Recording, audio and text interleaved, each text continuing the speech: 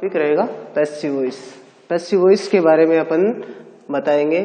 Passive voice अगर अपने को करना है तो इसके लिए 5 गोल्डन रूल होते हैं। वो है, सबसे पहले अपन सब्जेक्ट को ऑब्जेक्ट में बदल देते हैं, उसके बाद हमेशा एचवी का प्रयोग करेंगे और वर्ब की थर्ड फॉर्म यूज में ली जाएगी। आवश्यकता अनुसार बाई का प्रयोग करें, फिर ऑब्जेक्ट को सब्जेक्ट में बदल देते हैं। ये है पैसिव वॉइस के 5 गोल्डन रूल। इसके बाद में अपन बताएंगे यूज करना पड़ेगा एक्टिव वॉइस।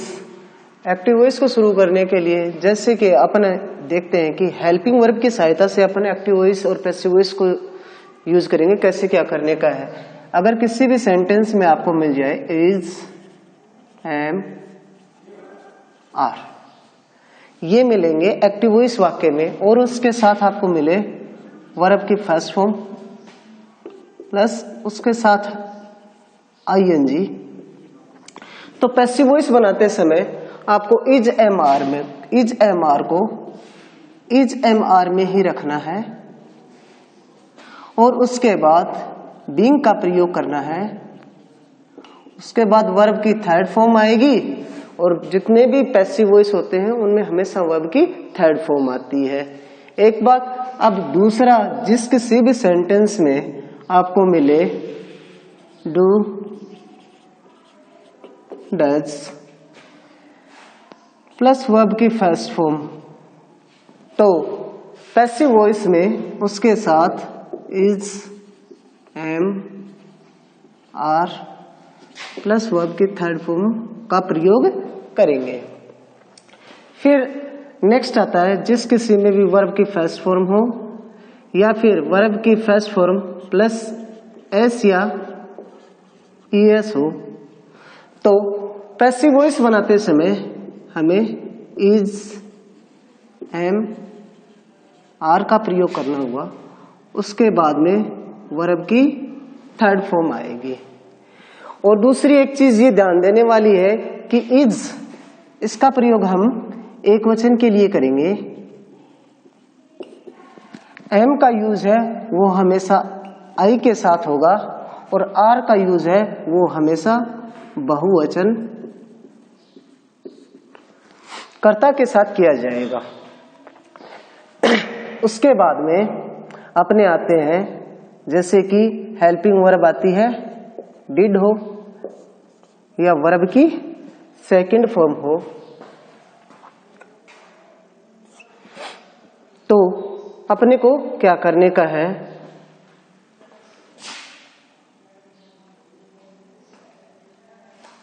डिड हो तो अपने को इसमें यूज करना होगा वाज, वर। अगर वर्ब की सेकंड फॉर्म होगी तो भी अपने को वाज, वर का यूज करना होगा। उसके बाद में वर्ब की थर्ड फॉर्म आएगी, क्योंकि पैसिव वॉइस में हमेशा वर्ब की थर्ड फॉर्म आती है। यदि किसी भी सेंटेंस में आपको एक्टिव वॉइस में वाज,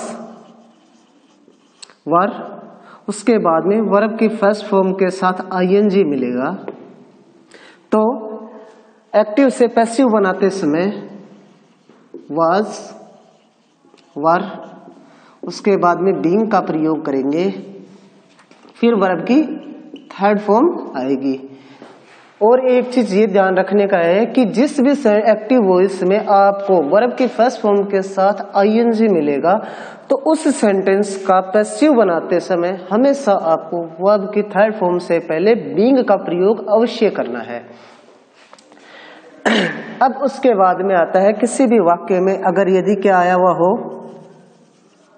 हैड प्लस वर्ब की थर्ड फॉर्म आई हुई है, तो आपको क्या करना है, had plus had been plus verb की थर्ड फॉर्म आएगी। उसी प्रकार से प्रेजेंट में क्या आता है, हैज, हैव आता है। हैज, हैव के बाद में वर्ब की थर्ड फॉर्म आती है, तो इनडायरेक्ट बनाते समय हैज, हैव, सॉरी इनडायरेक्ट नहीं, पैसिव वॉइस बनाते समय हैज, हैव के बाद में अपन बीन का प्रयोग करेंगे, फिर वर्ब की थर्ड फॉर्म यूज में ली जाएगी। जिस भी एक्टिव वॉइस वाक्य में हैज बीन और हैव बीन और हैड बीन आएगा उसका पैसिव वॉइस नहीं बनता है। ये थे अपने प्रेजेंट और पास्ट के एक्टिव से पैसिव बनाने के लिए ग्रामर के रूल। यदि एक्टिव वॉइस में शैल विल दिया हुआ, शैल विल हो या फिर कोई भी मॉडल दिया हुआ हो तो मॉडल के बाद आपको हमेशा बी का प्रयोग करना होगा। जैसे कि अगर एक्टिव में क्या हुआ आया हुआ हो शैल विल आया हुआ हो तो पैसिव बनाते समय शैल विल के बाद हम किसका प्रयोग करेंगे, बी का प्रयोग करेंगे और उसके बाद हमेशा वर्ब की थर्ड फॉर्म यूज में ली जाएगी। जैसे आप सभी को मालूम होगा शैल और विल, आई और वी के साथ तो शैल का प्रयोग होगा, बाकी सभी नाउन और प्रोनाउन होंगे उनके साथ विल का यूज किया जाएगा। जैसे शैल हैव और क्या होता है विल हैव। शैल हैव और विल हैव अगर एक्टिव वॉइस में होंगे तो पैसिव वॉइस बनाते समय हमें शैल विल हैव के तुरंत बाद हमें बीन का प्रयोग करना होगा और उसके पश्चात वर्ब की थर्ड फॉर्म आएगी। अब बचता है अपना मॉडल। कोई भी मॉडल हो अगर एक्टिव वॉइस में आया हुआ है तो मॉडल को जैसा आया हुआ वैसा ही यूज में लेना। उसके बाद में हमें मॉडल के तुरंत बाद बी का प्रयोग करना है। जैसे कि can be, would be, should be,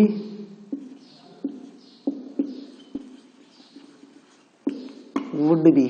इसी प्रकार कोई भी मॉडल आया हुआ हो उस मॉडल के बाद हमें बी का प्रयोग करना है और उसके बाद हमेशा वर्ब की क्या थर्ड फॉर्म यूज में ली जाएगी। इसके बाद मैं आपको हर एक के अब एग्जाम्पल बताऊंगा एक एक दो, उससे आप समझने की कोशिश करना। ये अब एक्टिव वॉइस है। जैसे एक्टिव वॉइस का एग्जाम्पल है सी इज गोइंग टू मार्केट। ये क्या होगा, सी अपना होगा सब्जेक्टिव केस, ये अपनी वर्ब हो गई, ये हो गई अपनी एचवी और ये हो गई मेन वर्ब, ये प्रीपोजिशन है और ये क्या हो गया अपना ऑब्जेक्टिव केस। अब अपन इसका पैसिव वॉइस बनाएंगे तो सबसे पहले ऑब्जेक्ट से अपन शुरू करेंगे। जैसा ऑब्जेक्ट दिया हुआ है अगर सिंगुलर हो तो वर्ब का यूज हमें सिंगुलर, एचवी का यूज हमें सिंगुलर का यूज करना होगा और प्लूरल दे रखा हो तो एचवी हमें बहुवचन की लेनी होगी। अब अपना क्या है, ऑब्जेक्ट है मार्केट। मार्केट क्या है, एक वचन नाउन होता है, एक वचन कर्ता के रूप में माना जाता है। अब दिया हुआ अपने को इज गोइंग, यानी कि इज के साथ वर्ब की फर्स्ट फॉर्म प्लस आईएनजी दिया गया है। अगर ये दिया गया है वर्ब की फर्स्ट फॉर्म के साथ आईएनजी दिया गया है तो हमें क्या करना है कि ये एक वचन है तो हमें इज एमआर में से इन तीनों में से एक का यूज करना होगा। तो यहां जाएगा इज। अब वर्ब की थर्ड फॉर्म से पहले अपने को बीइंग का प्रयोग करना होगा, बीइंग। अब क्या है अपना गोइंग, गोइंग की थर्ड फॉर्म हो जाएगी गोन।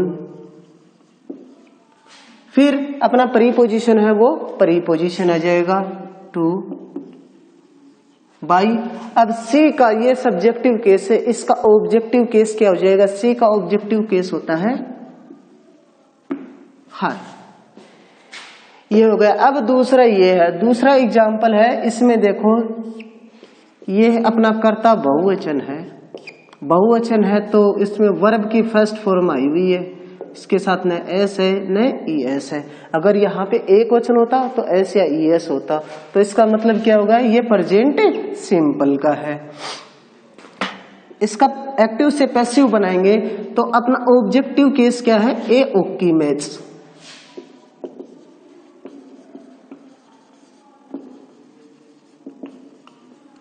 ए हॉकी मैच अपना ऑब्जेक्टिव केस है, पैसिव बनाते समय ये अपना बन जाएगा सब्जेक्ट। इसी के अनुसार अपने को क्या लेनी होगी, हेल्पिंग वर्ब लेनी होगी। ए हॉकी मैच ये एक वचन है, एक वचन है तो हेल्पिंग वर्ब अपने को कौन सी लेनी होगी, इज एम आर में से यूज करनी होगी।